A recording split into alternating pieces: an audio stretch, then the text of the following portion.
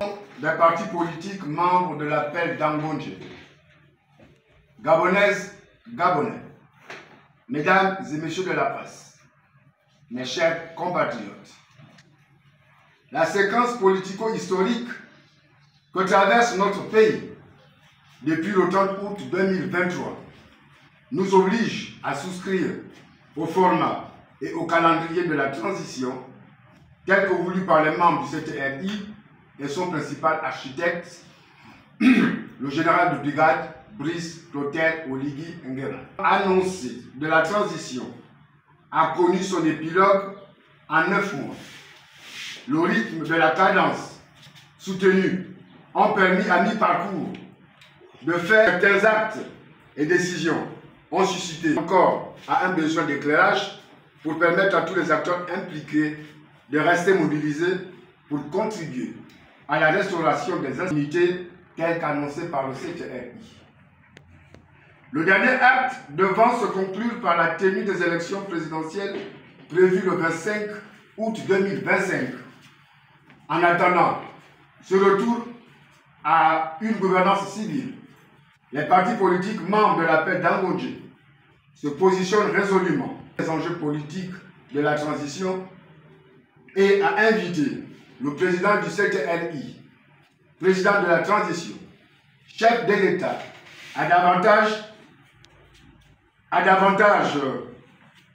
de courage pour prendre toutes les mesures nécessaires afin de nettoyer l'espace politique et de réguler le jeu politique par des règles justes et équitables qui garantissent et préservent le droit souverain et inaliénable de censeur au peuple souverain.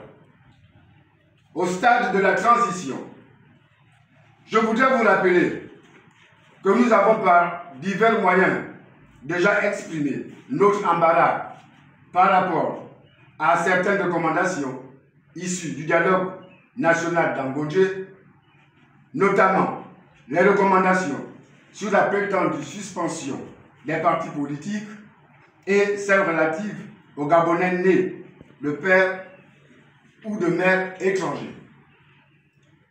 Nous recommandions et interpellions le président de la transition sur la nécessité et l'urgence de convenir d'accord parti sur le recadrage à opérer pour permettre aux acteurs politiques de continuer d'assumer leur posture de relais et de soutien des résolutions du dialogue national inclusif, étape cruciale pour la réussite souhaitée par tous de la transition.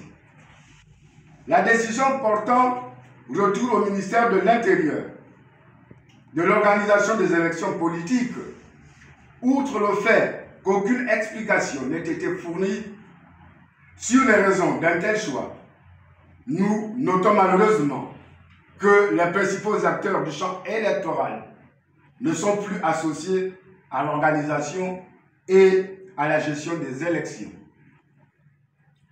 D'autorité comme au dialogue national, le CTRI a décidé de confier l'organisation des élections politiques au ministère de l'Intérieur.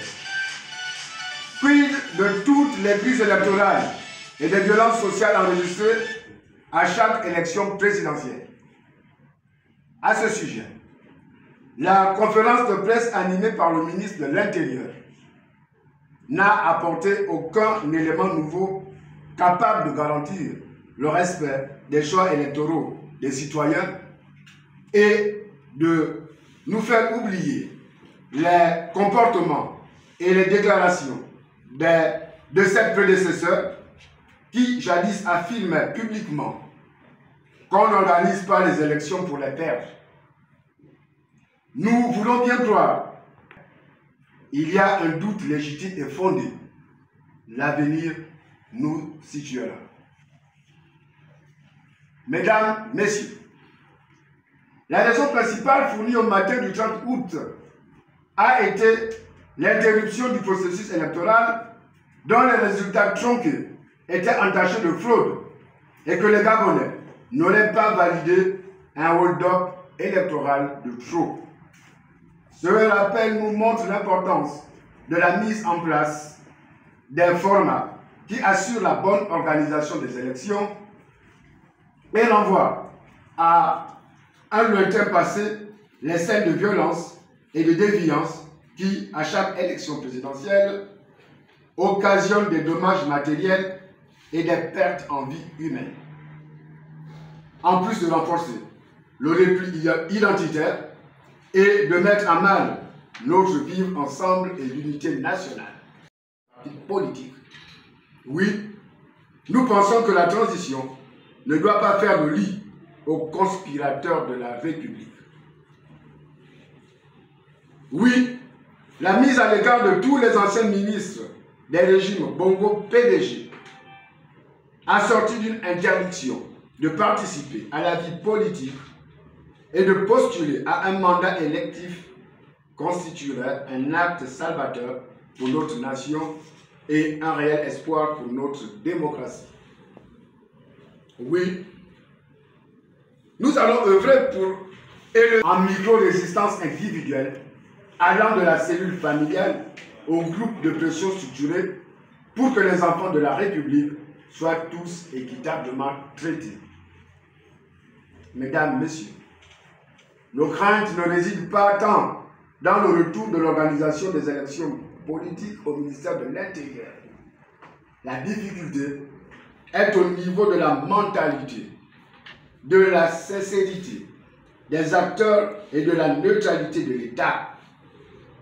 Comment se fier aux initiatives de ceux qui sont à la fois juges et partis?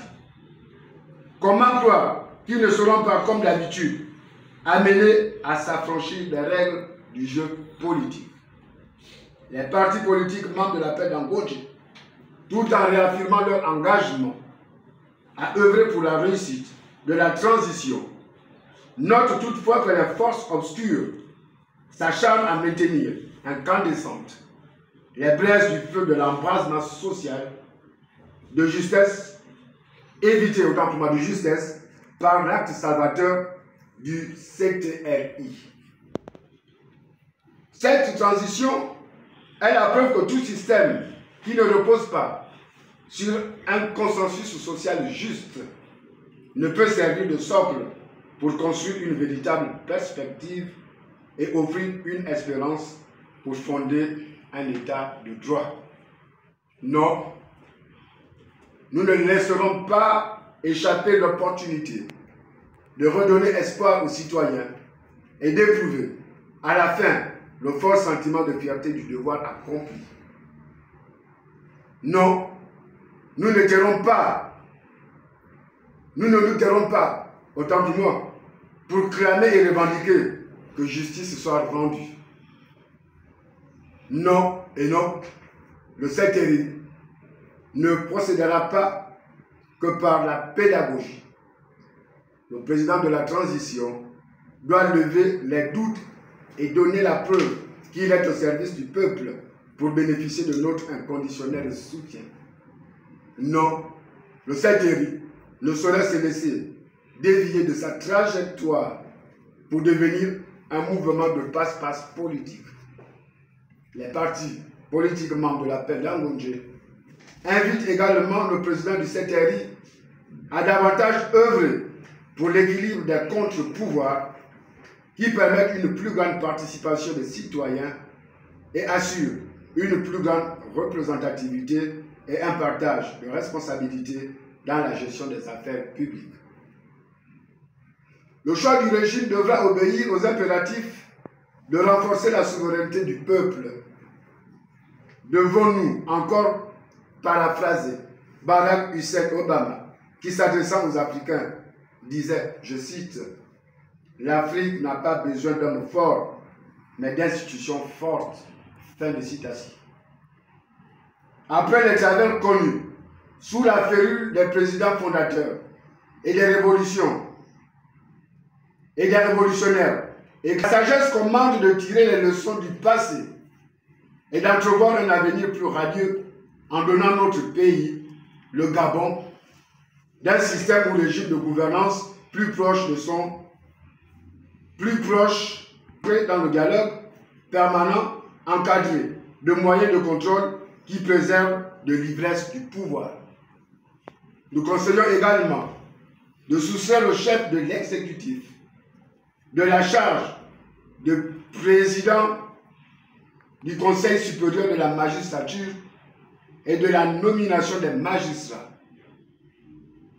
Cette rupture du lien de nomination permettra une exécution diligente de la loi et une application rigoureuse de la justice.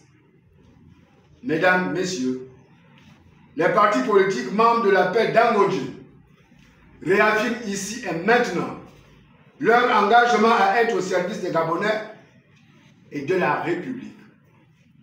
Mettons à profit cette circonstance pour réitérer notre appel au président de la transition, président de la République, chef de l'État, à convoquer dans les meilleurs délais une réunion avec les responsables des partis politiques pour évacuer les quelques incompréhensions nées à la suite des recommandations